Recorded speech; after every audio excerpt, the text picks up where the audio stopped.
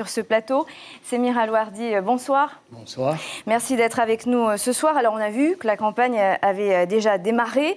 Gaston Floss attaque Édouard Fritch, Oscar Temajouleta. Le président du pays s'appuie, lui, sur les bons chiffres de sa gouvernance pour se défendre. Est-ce que ce sera à peu près le schéma de cette campagne électorale?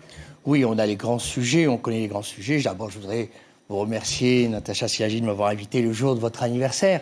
On a ces sujets-là vont être de plus en plus, on va dire, difficiles.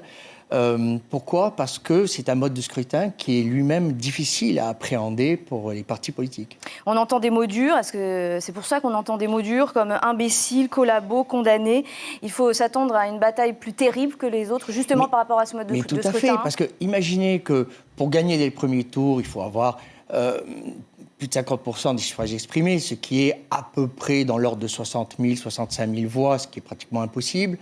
Mais pour passer au second tour, il faut au moins, encore une fois, au moins 12,5% des suffrages exprimés, ce qui veut dire, on va dire en gros, 17 000 voix. C'est énorme. Et donc, on va dire que le ticket d'entrée dans ces élections est extrêmement élevé. Et donc, les partis vont vraiment s'affronter pour essayer, justement, d'obtenir le plus de voix. Alors, ce qu'on sait déjà, c'est que les trois grands partis qui sont très structurés, il n'y aura pas de place pour les petits partis politiques comme d'habitude. Et Tavini, évidemment, ont un maillage sur tout le territoire, ont une ressource militante qui existe déjà, ont des comités.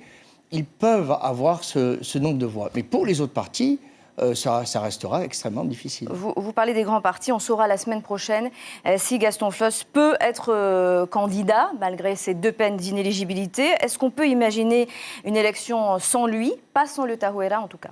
Alors, le Taouira sera présent, bien entendu. Comme vous pouvez le voir, c'est que la stratégie politique de Gaston Floss actuellement est de rester le plus longtemps possible à la tête du parti, par tous les...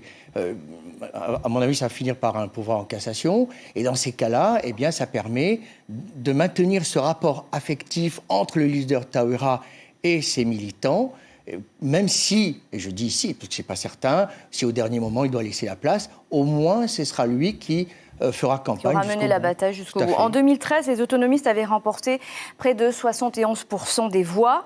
Est-ce qu'on peut penser que la balance penchera toujours du même côté? Est-ce que ce sera toujours aussi largement? Est-ce qu'on peut s'attendre à des surprises? Alors, à mon avis, il faudra rebattre complètement les cartes pour la simple et bonne raison qu'on a un parti politique qui s'appelle le Tapoura, qui n'existait pas à l'époque. Le Taouira a connu beaucoup de pertes et essaie de se maintenir. Le Tavini a connu l'arrivée de jeunes cadres qui plaisent aussi beaucoup, qui ont un certain charisme. Donc, à mon avis, on pourra toujours être étonné par les résultats. Il n'y a pas une continuité. Puis je rappelle que de toute façon, même quand on croit qu'il y a une continuité électorale, on peut avoir des surprises. Rappelez-vous, en 2008, avec le Tota Toaya était inconnu et pourtant c'était le Tota Toaya qui a remporté les élections. Voilà. Semir Alouardi, merci beaucoup d'avoir répondu à nos questions Merci. ce soir. Et bon anniversaire encore. Merci.